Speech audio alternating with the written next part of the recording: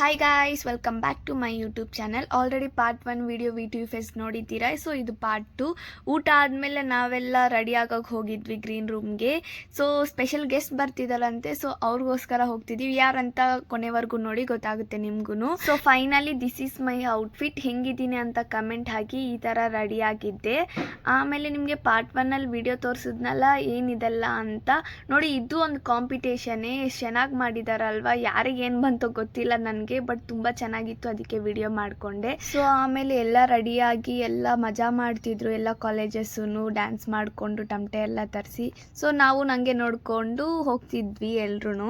So main stage ಹತ್ರ ಬಂದ್ವಿ. Main stage ಹತ್ರ ಬಂದಾದಮೇಲೆ ನಿಮಗೆ ಅಲ್ಲಿ ಸ್ಕ್ರೀನಲ್ಲಿ ತೋರಿಸ್ದಂಗೆ ಸೊ ಧ್ರುವ ಸರ್ಜಾ ಬರ್ತಿದ್ದಾರೆ ಆ್ಯಂಡ್ ಡಿ.ಕೆ. ಶಿವಕುಮಾರ್ ಅವರು ಆ್ಯಂಡ್ ಐಶ್ವರ್ಯ ಅವರು ಬಂದಿದ್ದರು. ಡೈರೆಕ್ಟಾಗಿ ನೋಡೋಕೆ ಒಂಥರ ಮಜಾ ಇತ್ತು.